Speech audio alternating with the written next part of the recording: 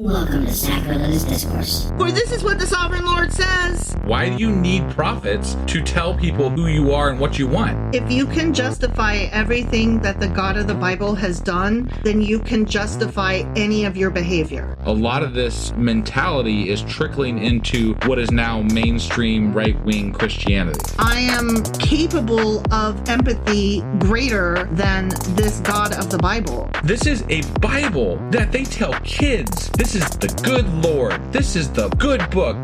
He is fantasizing about murder, mass murder. Head over to sacrilegiousdiscourse.com right now to find out how to leave us a review or support us on Patreon.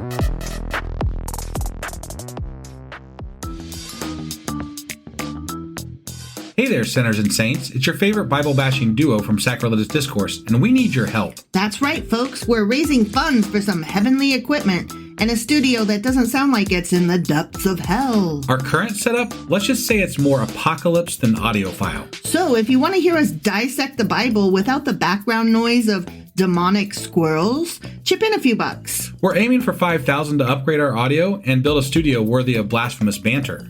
Donate today and help us spread the good word of atheism. You can find a link right on our homepage, sacrilegiousdiscourse.com. Every dollar counts. Even if it's from your collection plate.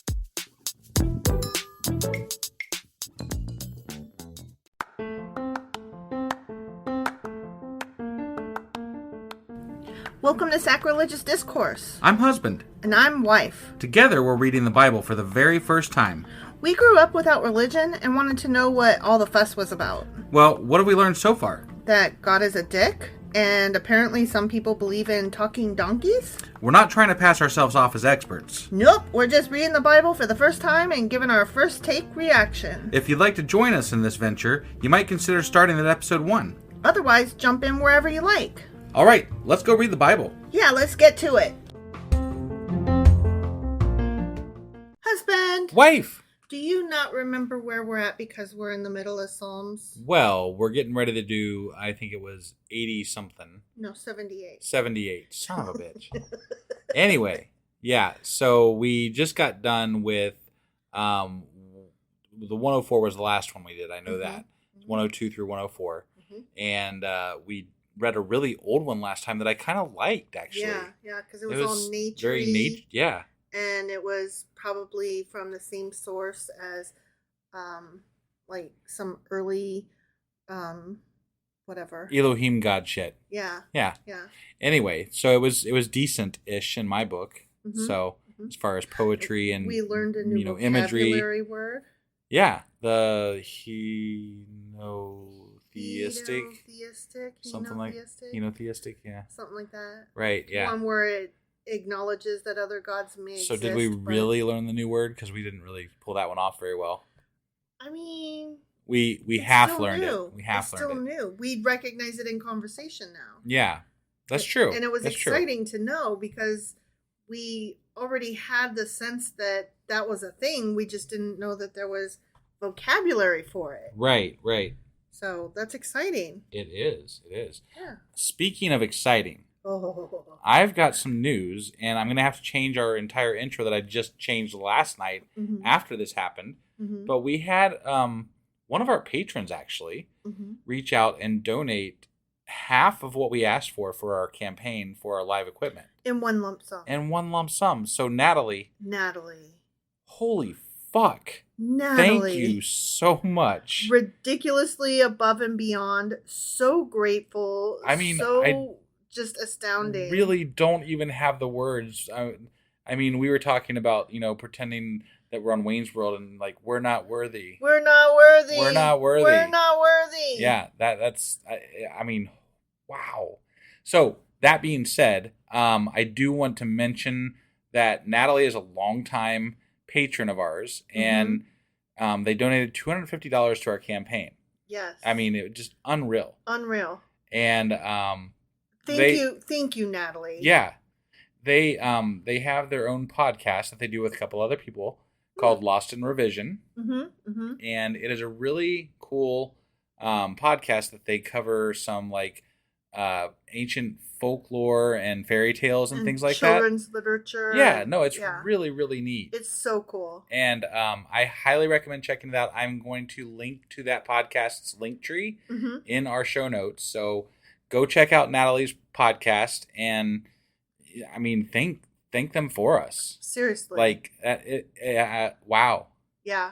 That's all I got is wow. Just holy wow. Sorry, of wow. I know we're rambling here, but Jesus Christ. You woke up this morning and ran in and were like, beep, beep. No, it was, honestly, we were trying to figure out how we're just going to, like, rent the equipment because we didn't have enough to get the equipment for future stuff and everything like that at this point. Like kind of piecemeal it, like borrow this, rent that, and see what we can throw together. And now we're at least going to be able to get a minuscule something together, I think. Yeah. So thank you. Yes, Natalie, you are the bee's knees and the cat's pajamas. And now that we've rambled on for a long time, thanking Natalie, which is very much, worthy. As well we should. Yeah. We should probably get into our episode, which today, again, we're covering Psalm 78. And what was the other ones that we're covering? 105 and 106 to conclude book 4 of the Book of Psalms. Concluding book 4. Okay. Well, I should mention one last thing. The campaign is not fully funded yet. We do only have 82%. Natalie's got the biggest share, but, again, 53555, text it to help us finish up the last bit here, or there's a link in the show notes for that as well. All right. That being said, let's go ahead and get into this episode. Okie dokie.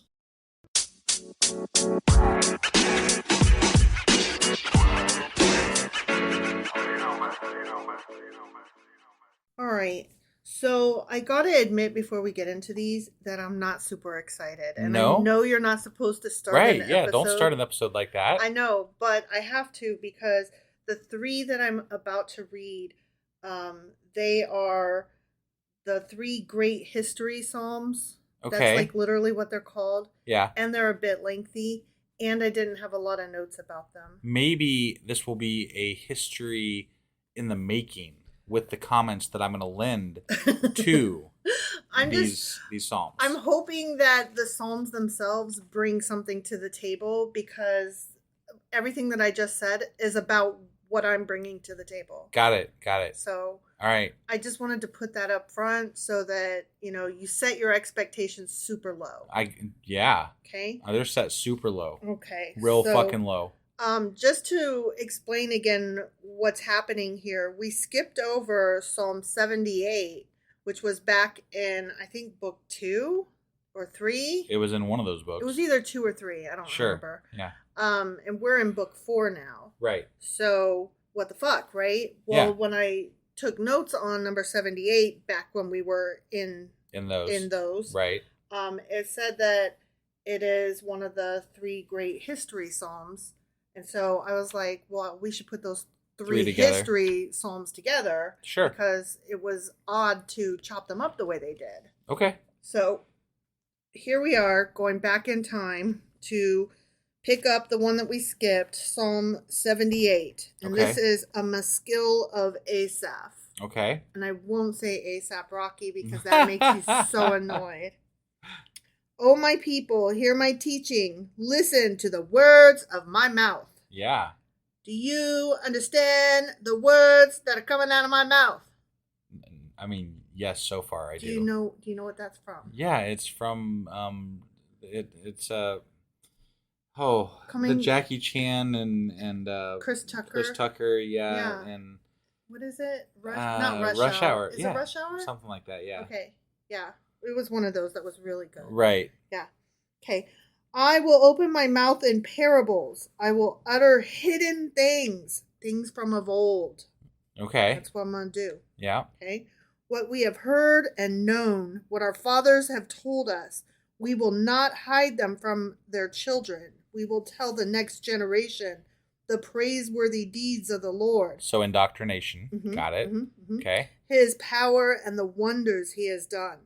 He decreed statuses for Jacob and established the law in Israel, which he commanded our forefathers to teach our children, so the next generation would know them, even the children yet to be born, and they in turn would tell their children. So, yeah, that's how you spread a religion. You lots teach the children that this is cult stuff all happening. true, and don't worry about whether God is actually there or not.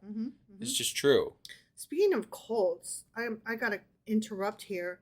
Have you heard that there are a bunch of kids missing from people who have left, I think, the Church of Latter-day Saints? These moms who have left the cult. Okay. For a while, some of their kids were like running away to run back to the cult because, they think that their parent who left the church was wrong, has been, defiled and is now a voice of Satan or whatever. Yeah. But now they are actually reported missing.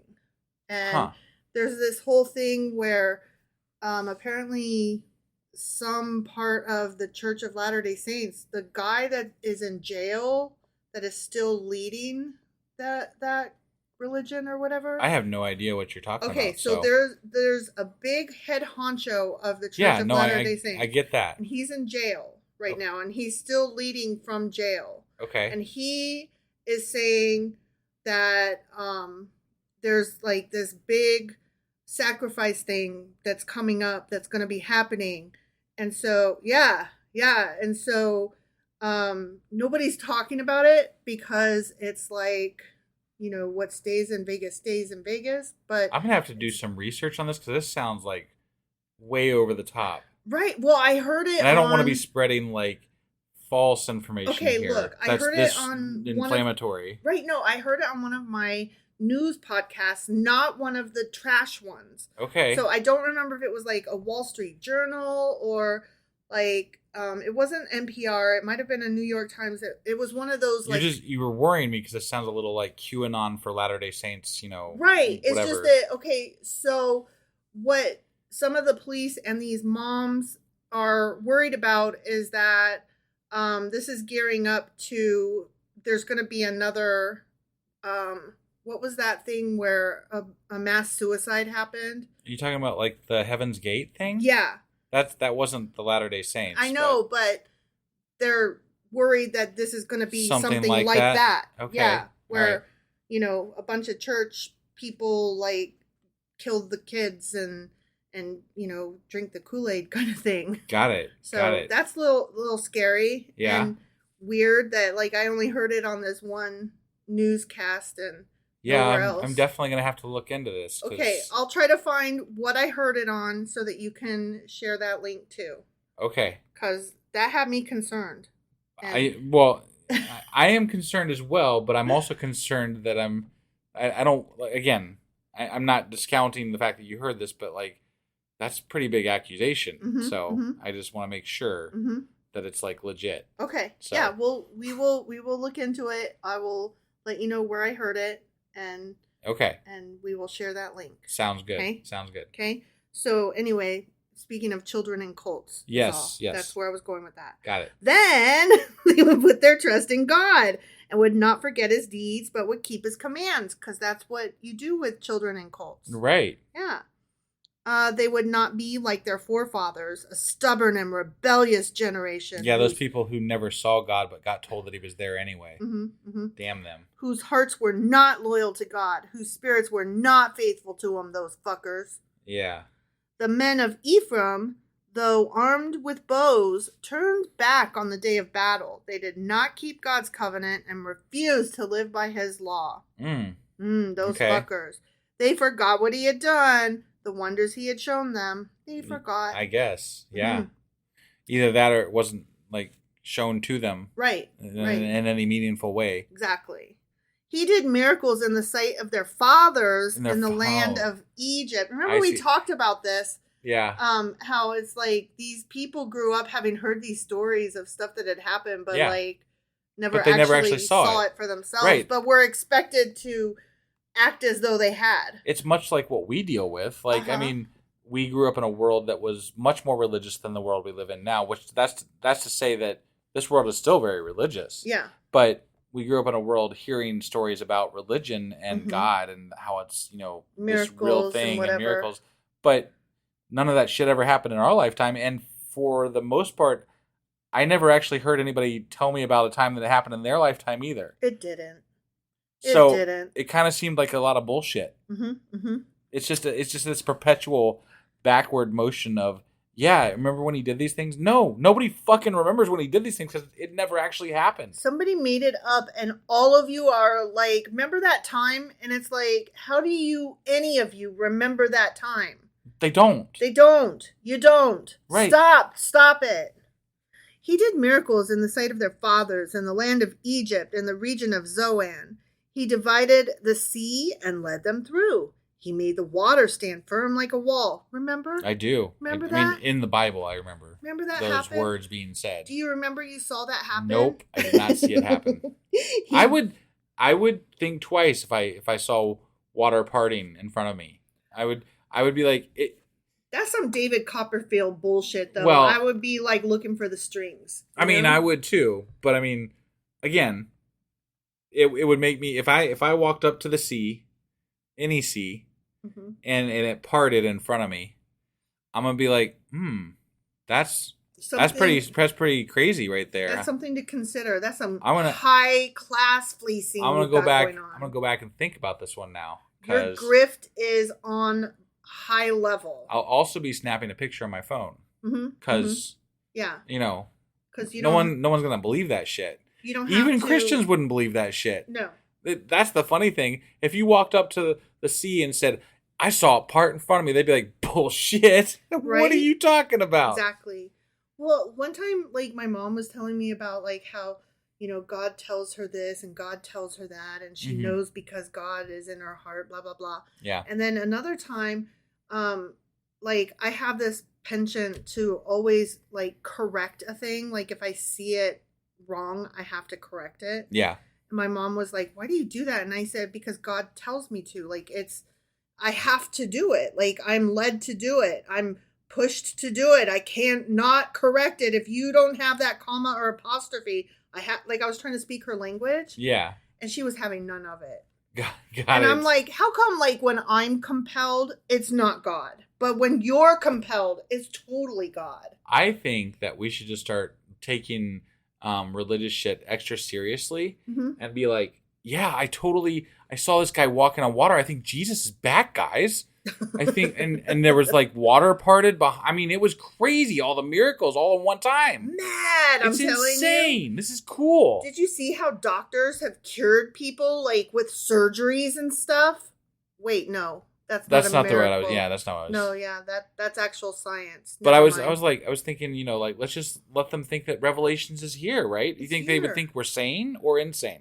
Well, I mean, it depends on how far you go. Like, if you say that, no, there was totally blood coming out of the bathtub drain. Yeah. Like, the waters are boiling. Right. Right. Boiling blood.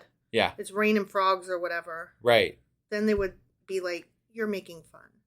But you're why? Being silly. Why? They believe it in this fucking book. Because who are you to see something like that? You're not the person who should see it. They are. That's why my mom could not take me seriously when I was telling her that my compelling the thing compulsion. that was my compulsion was from God. Like, so what you're telling me is that yours is God, mine's a mental illness. Got it. Okay.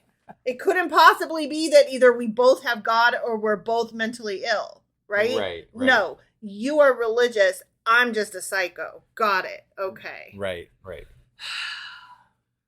Okay, so he guided them with a cloud by day and with the light from the fire all night. He split the rocks in the desert and gave them water as abundant as the seas. Yeah, I remember that all from Exodus in that book. In that book of Exodus. Yeah.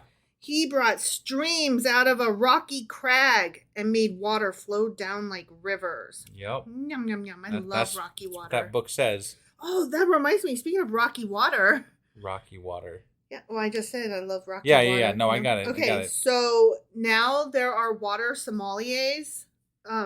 You've heard of wine sommeliers, right? Okay. No. Okay, a wine sommelier is a guy who swishes wine and like he's a connoisseur. Okay, all right. Like he could tell you all the different. Got it. I didn't know they had an actual name. I'm sorry. Yeah, those I'm not, guys I'm not are wine sommeliers. refined. Yeah. Apparently. Oh, me neither. You pretend like you do that Slurpee fucking thing with with your fucking lip and pretend. And I'm like, get the fuck out of here. You don't give a shit. You don't even really like wine that much. Why are you doing that? Because the point's to taste it. Okay, but in the best way possible. But you don't care. So why are you doing the Slurpee thing?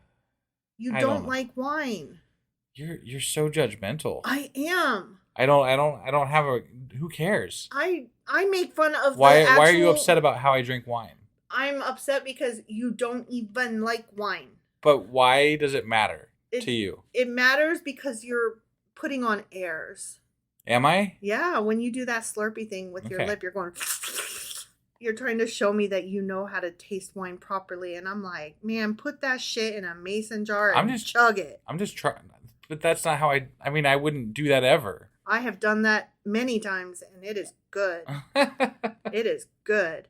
Okay, here's the thing. Here's the thing with water sommeliers. Yeah. Ready? Mm-hmm. So now there are restaurants that you can go, and you can have different types of water to complement your food. And there are types of water that are more rocky than others, and there's some that taste more like air, and there's others that taste more volcanic. Like there's all these different styles and types of water. Yeah. And you should order the correct type of water to complement your food. I see. And also, did you know it's a no-no, apparently, to put ice? You're not supposed to put ice in your water. I mean, it's better for you if you drink water at room temperature, for sure. Okay. It's better for your body. It's better for a lot of things. But it's déclassé if you put ice in your water. Well, you don't want to contaminate that special water with some other type of water. You don't want to look like you're from a trailer park. And I'm like, guess what? I'm from a trailer park. That's why I chug my wine in a mason jar. And that's why I don't give a fuck where your fucking water comes from. And you probably think it tastes great, and I probably think it tastes like shit. Because I don't know. I gotta say, there's a place up here near us called Yellow Springs, and there is actually a Yellow Springs, right? I didn't actually realize that. Yeah, and it's not because there's piss in the water. Okay, just to be clear. Okay. So there's iron in the water, and there's springs that come out, and like you know, when I was younger, we would go up there, and like you actually can drink from the streams and try it out, and it was so good because it was just fresh out the ground. Oh my god! And it's got this like irony-ish taste to it, and it just, I don't know. I've never had water quite the same as that. It's probably horrible for you. I'm sure that you're probably right, but you know what? It tastes fucking good. Oh, and here's the other water that tastes good. When I was growing up, lived in a small town, and my grandparents lived out in the country, and they had a well, and there was a tin cup that hung from that well. You said 10 cup, but I think you meant tin. Tin. A cup made of tin. Tin. Yeah. Tin cup. Sorry, I should say people from the Midwest have a really hard time with their I's and their E's. Yeah. So they say pin and pen as though they're the same fucking word. But they're not, though. It's the same word. So I had to put that out there because you said 10 cup instead of tin cup. Yeah. Anyway. So go on. So we would drink out of this cup, and not only was there a little bit of iron from the well water, but there was also the tin cup you're drinking from, and it's ice cold because it's coming out of a well. So fucking good. Like, there's never been better water than that in my entire life. It's the best water. In your 10 cup. In my 10 cup. In your 10 cup. Yeah, exactly. Do you write with a pen or a pen? I write with a pen. Oh my god. Okay, I have to I can't with Ohio. I just can't. Seriously, like one time I was arguing with an English major because they were trying to tell me that something rhymed with pin or pen. I don't remember. And I'm like, oh, you're from the Midwest. You really can't hear the difference. Yeah. If you're from the Midwest, you legitimately cannot hear the difference between the lowercase I and the lowercase e. Very true. And it's so weird to me because I'm not from here. I'm sorry. Okay. Well, I feel an obligation to let people listening understand because they are also not all from the Midwest. Right. I understand that. So you didn't drink out of a 10 cup. You drank out of a tin cup. Right. It matters. Yeah. I mean, to somebody who doesn't. What the fuck would a number 10 cup be anyway? Okay, whatever. You know? Anyways. Context, it matters. So water, okay? God water. Yeah, God water. Flowing down the river. I wonder what God water tastes like. Oh, God. Tastes like pee, I'm sure. Yeah. But they continued to sin against him, rebelling in the desert against the Most High. Those fuckers. They willfully put God to the test by demanding the food they craved. Oh, yeah, Wait, when they called... No, they didn't demand the food they craved. They demanded any food at all because they were fucking starving. They were getting manna. Okay, but they were like... Can we have anything else? It's Something, nice anything? that you've given us mush for years now. I sure would like a fucking anything but mush. Yeah, I couldn't imagine eating crackers for 40 years. I mean, that's basically what it was. Yeah. So I really think that this is like it's kind of bull. And then he killed them over it. He's like, here's your fucking food. Yeah. And then like just made it rain birds from the sky and, killed people. Mm-hmm. It was raining pheasants, I think. Like, what a dick. Yeah. That's a dick move. That was a dick move. Like, sorry, we're hungry for meat. We've been eating crackers for 40 years. My God, I think I'm allowed to be upset about this. Right? Yeah. Like, don't gaslight me and make me feel like I'm an asshole for missing something that has not been in my diet for several years now. You sent us on this journey. When the fuck is it over? I just want some goddamn food. Like, real shit. And anyway, maybe I wasn't like, I'll die if I don't get it. Maybe I was just like, oh, remember French fries? Yeah, French fries were so good. So good. Like when I lived overseas, when my dad was stationed overseas, we all missed McDonald's fries. Yeah. Like it was just a thing. We all collectively missed McDonald's fries. Right. It doesn't mean that you have to like kill a fucking potato farm and dump it on our heads. Right. Jeez. Yeah. Okay, they spoke against God, saying, "Can God spread a table in the desert?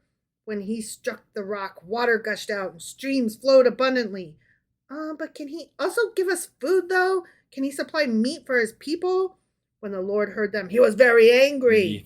Yeah, he was. His fire broke out against Jacob, and his wrath rose against Israel, for they did not believe in God or trust in his deliverance. They just wanted food. Yeah. Fuck. I remember this. And yeah, I remember being pissed so at the much. time. Yeah. Yet he gave a command to the skies above and opened the doors of the heavens. He rained down manna for the people to eat. He gave them the grain of heaven. Wait. Okay. Hold on. So there's two separate times. Then he's apparently talking about the time he gave them manna. That was a nicer time. Thank you guess. for the manna. Thank you for not making us starve to death. Right. I guess. But there was another time they asked, and that was for the pheasants and stuff. That was stuff. when the pheasants fell on them. And that was some fucked up shit that God did. Yeah. And that was wrath, and that was killing. And I'm so sorry, but why are you mad that they are hungry? Right. Yeah. Like, literally, maybe you're from, like, another part of the universe and you're not comfortable or familiar enough with humans to recognize that they eat. Right. Like, maybe you're an alien. I don't know. But be. Humans eat. Yeah.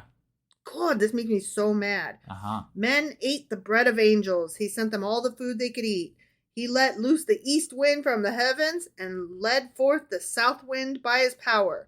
He rained meat down on them like dust. There it is. Flying birds like sand on the seashore. Yep. He made them come down inside their camp, all around their tents. They ate till they had had more than enough, for he had given them what they craved. Wait, this is not... They're making this sound like a good thing. It was not a good...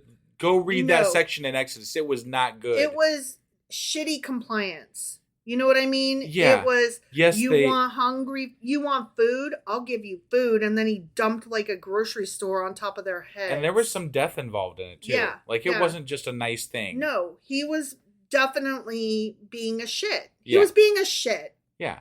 Don't rewrite history, you fucking psalm. Yeah, you fucking psalm. But before they turned from the food they craved, even while it was still in their mouths, God's anger rose against them because he was a petty little fuck. Yep. He put to death the sturdiest among them, cutting down the young men of Israel. There we go. Because they dared to be hungry. Yeah, how dare they? How dare you be hungry? I will kill you. In spite of all this, they kept on sinning. In spite of his wonders, they did not believe. So he ended their days in futility and their years in terror. Whenever God slew them, they would seek him. They eagerly turned to him again. Whenever God slew them, yeah, they would turn to him. God, stop slewing us. Right? God, please don't kill us anymore. We're sorry. We're sorry we were hungry. We're sorry we were thirsty. We're sorry we wanted new underwear. I'm your God. I have to kill you to make you want to worship me. Right? I'm sorry. My bad. Like, if he had planned better, he could have just, like, doled out water and manna and feasts along the way that they could have, like, written into their celebrations. Yeah, it could have been a real joyful trip, Like, right? It could have been a real good time, party the whole way, and worship God because he's, being wonderful to them and everything. You're asking too much of these people. You're asking too much of any person. I did one thing one time, and you have to remember it for the rest of your life and never forget me, la la la. Right. And if you do, then I'm going to just, I don't know, kill you. Yeah. What? What?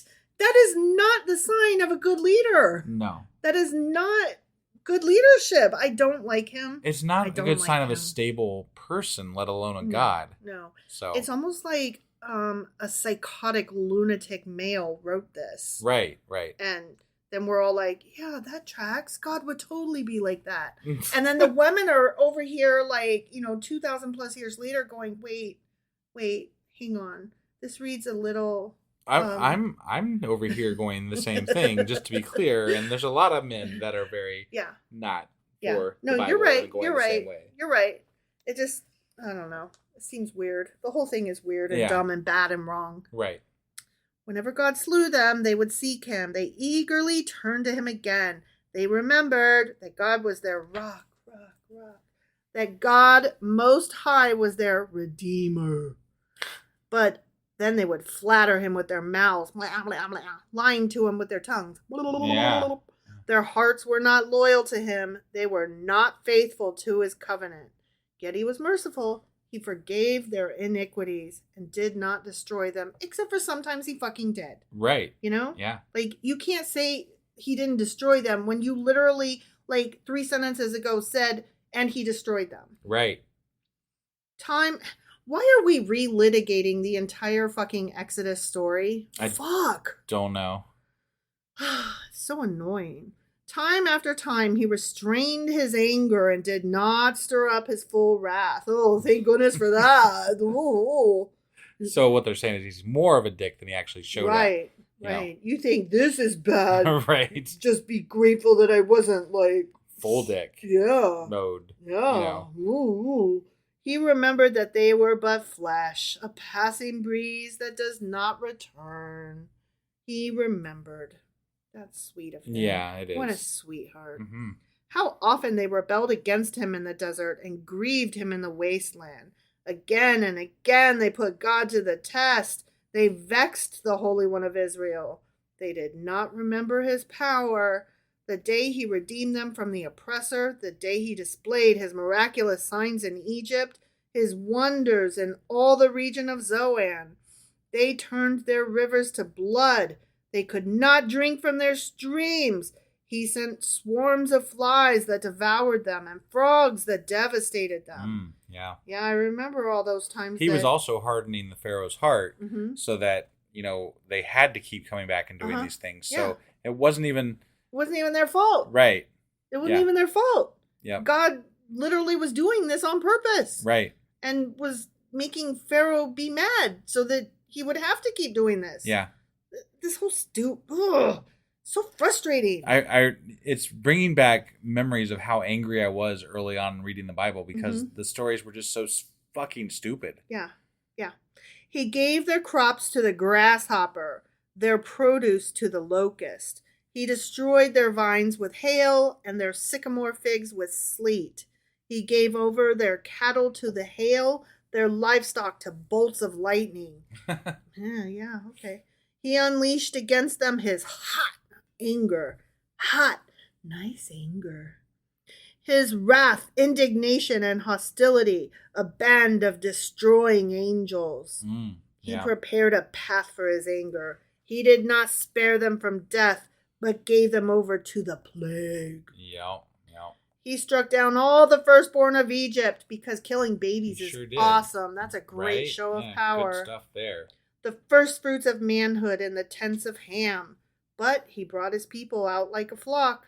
He led them like sheep through the desert.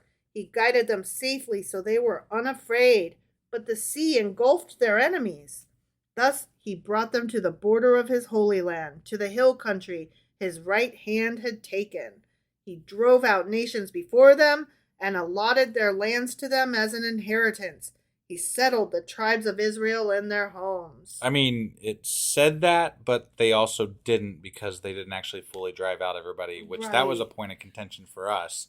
We got rid of everybody, but not really. No. We got rid of everybody again, but not really. Still not really. Never. They never got rid of everybody. And they kept saying they did. Yeah. And that was weird. Not that it matters really, but like, why lie about it? Right, exactly. It's such an odd thing to like build into your story specifically. Right. But they put God to the test and rebelled against the Most High. They did not keep his statutes. Like their fathers, they were disloyal and faithless, as unreliable as a faulty bow. Could you imagine if everything in your life, the only thing that you could use to describe it was to compare it to a weapon? It was as pointy as a stick. It was as sharp as a rock that's sharp. Yeah. You know? Right. Like, okay. They angered him with their high places. They aroused his jealousy with their idols. When God heard them, he was very angry. He rejected Israel completely. Because he was jealous. He was jealous of other gods. That's why. Yes. Because God, this omniscient, perfect, all-knowing being, was jealous. Yes. I want to say it one more time. Jealous. We still sing a song today. Our God is a jealous God, is he? Forever and ever something. Blah, blah, blah, blah, blah. Our God is a jealous God. But it's just a ridiculous concept. I'm like, can you just listen to those lyrics? Like, literally, you're excited to sing about a God who is a jealous God. The God who created the star Betelgeuse 4 million or billion light years away from us. I was thinking the movie Beetlejuice, and you're talking about the star. Yeah, no, and you know, countless other galaxies and planets and star systems and what have you, right? This God, hypothetically in canon, this God is jealous because you have a statue of some other fucking God. Yeah, that's what's happening. That's for real. That's a real thing. You made all the things, but this rock got you worried. Right? I mean, it's such an absurd concept. Okay, but speaking of Beetlejuice, the movie, right? They're working on a sequel. What? Oh, Winona Ryder gonna be in it. Okay. Guess who is playing the new goth girl? Oh, no, Michael Keaton's coming back. Okay, I was gonna say you can't do Beetlejuice without him. No, yeah, he's coming back as Beetlejuice. Okay. But you have to have a goth girl, right? Okay, yeah. So think of who is the best goth girl around today. Best goth girl around today. Wednesday Addams. Yes. Yeah. Jenna Ortega. Yes. Interesting. Yes. Okay. She is coming to play it. I'm here for it. I got to interject something else real quick here while we're still not even done with this psalm. I know. We have hit over a half an hour on this podcast already. Oh. I think we might need to break this into sections. Okay. This might need to be a one psalm and done today. Oh, gosh. So, okay. Because otherwise, even if we go to a second one, we're going to an hour on this episode. Okay. So. Well, I blame you. You blame me? Yeah. I blame you. You started off this podcast saying that it was going to be boring, and then I was like, I need to make this one for the history books. So I was like, I'm going to do good. And I'm going to say good shit. You were saying good shit. Yeah. I mean, I'm bringing the pop culture references. I think, if anything, I proved you wrong and made this a really fantastic episode. I think. With your help, of course. That's what I was hoping for. That's why I was telling you up front. This is going to suck. Give it your all. Okay. Bring it. I brought it. You brought it. It's been brought in. Yeah. Yeah, okay. Let's finish up 78 and see where we sit. We're going to be sitting too long. I can tell you that. He rejected Israel completely. He abandoned the tabernacle of Shiloh, the tent he had set up among men. He sent the ark of his might into captivity, his splendor into the hands of the enemy. It's a real shame. They put a lot of work into that tabernacle. I know. Like, we spent so long reading about the making of that fucking tabernacle. I know, and then they were like, boom, gone. He gave his people over to the sword. He was very angry with his inheritance. Yeah. What? I don't... You're magic. Yeah. You're worried about your inheritance? What? He's able to harden Pharaoh's heart, but he can't make his people worship him. I don't... Like, it sounds to me like, are you only a god of badness and not goodness? Well, and this is what people would say. They'd be like, God has given you free will. And I'm like, right, yeah. But not Pharaoh. He didn't give Pharaoh free will. And then the question comes in, does God know what's going to happen in the future? Is he omniscient? Because you guys claim he's omniscient also. Right. So if he's omniscient... That means it's written in stone. I didn't have a choice, and he already fucking knew, and he's getting mad anyway. Yeah, yeah. Like, well, that's the stupidest shit I've ever heard of. It's having your cake and eating it too, but then there's still one in the freezer as well. Right. If he knows what's going to happen, why would he get angry about it? Right. So he's not... okay, there's three choices, and I know which one I'm going to pick. Mm-hmm. He's either not omniscient, mm-hmm. and that goes against things people say about God. Mm-hmm. Or he is omniscient and we have no free will and everything's predetermined and therefore why is he mad? Or 3, he doesn't fucking exist. Oh, that one. Yeah, that was the one I was going to go with too. Yeah. Okay. Sorry. I had to get there, roundabout first. Sure. Right. Give all the other options. I wanted to present all the options available, mm-hmm. and then, yeah. Okay. So. Fire consumed their young men, and their maidens had no wedding songs. Oh, that's so sad. Their priests were put to the sword, and their widows could not weep. Then the Lord awoke as from sleep, as a man wakes from the stupor of wine. I didn't know God went to sleep. Oh, so he was like drunk asleep. He was like a hangover. I didn't know he was asleep. I didn't know he could sleep. What is this? Why would he sleep? Why does he need to sleep? But he woke up as from a stupor of wine. He beat back his enemies. He put them to everlasting shame. Then he rejected the tents of Joseph. He did not choose the tribe of Ephraim, but he chose the tribe of Judah, Mount Zion, which he loved. Okay. This is weird. Yeah, it is. I didn't know he fell asleep. I didn't either. I knew he was absent. He did rest at the end of the creation thing, remember? Right, but that was way back in Genesis. Yeah. We're like way past that. Right. He built a sanctuary like the heights, like the earth that he established forever. He chose David as servant and took him from the sheep pens. From tending the sheep, he brought him to be the shepherd of his people, Jacob of Israel, his inheritance. And David shepherded them with integrity of heart. With skillful hands, he led them. The end of 78. So at some point between, I'm not even sure, Moses or Joseph, mm-hmm. and then David or whatever, mm-hmm. Shit fell apart, and because he was or asleep. Like even along the way, maybe somewhere. I'm not sure when this happened, right. But at some point he fell asleep and then woke up, and then he was like, "Oh fuck, I'm gonna fix shit now." Yeah. Okay. That tracks. And here's David. David's going to fix it all. But then he fell back asleep, apparently, because there was all those shitty kings. Remember all those shitty kings? I remember them because we had to read about them twice over. Yeah.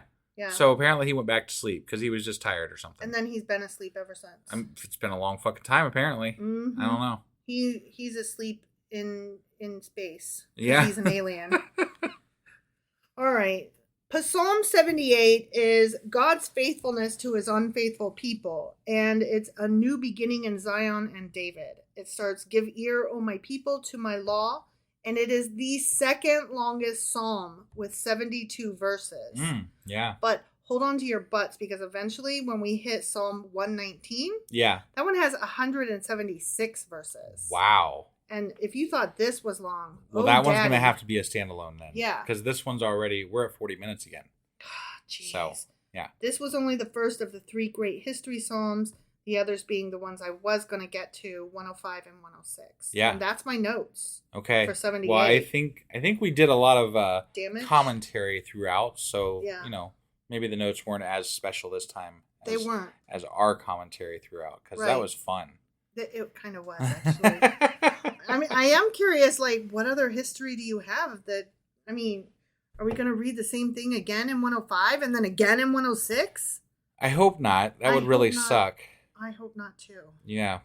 But yeah, that was a long fucking psalm. That was a long fucking psalm. And I would hate to have to memorize that to rehearse that for some sort of spell or something. Absolutely not. Absolutely not. But yeah, so we shortened this a bit. It's definitely not going to be for all three psalms that we said earlier. Right. And that was Psalm 78. It was. And tomorrow, hypothetically, I don't think these look as long. They aren't as long. We should be able to do numbers 105 and 106. So we'll finish up with Book 4 and the histories or whatever of Psalms things here that we're doing. Right. So, all right. Well, we'll see you then. Yeah. Sorry about all the confusion. Well, I mean, we're confused. We're just right here like, what? How are we doing we're done? this? What are we I guess doing? that's all we're doing. Yeah. Yeah. Sorry. All right. Bye, guys. Bye.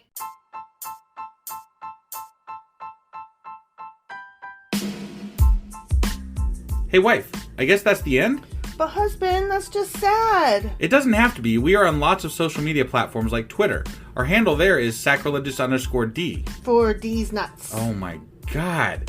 Stop doing that. Anyway, we're also on Facebook, Instagram, and Pinterest. There's a link to all of our social media sites at our website. Ooh, we have a website? Yeah, it's sacrilegiousdiscourse.com, where you can also find a link to our merch shop. We have a merch shop? Yep, we have podcast-themed clothing, mugs, notebooks, and more, as well as an atheist and science-themed products. Wow, our fans should really go check that out right now. Definitely. They can get in touch with us by sending an email to sacrilegiousdiscourse@gmail.com. But before they do that, we could really use some help. Oh yeah? With what? Well, it's not free running the podcast, and we need some financial support in order to get better equipment, which will free up time so we can concentrate on our podcast and our fans. Okay, so what should they do? Head over to patreon.com/sacrilegiousdiscourse and sign up as a contributor on our podcast. Supporters there receive additional bi-weekly episodes that we record just for our Patreon members for as little as $2 a month. Also, we'd really appreciate it if you would like and subscribe on whatever platform you're using. And Apple Podcast reviews help us out tremendously. Like and subscribe. Leave an Apple review. Join us on Twitter. Support us on Patreon. That's a lot of instructions. Don't forget to say thanks. Thanks. Okay, bye.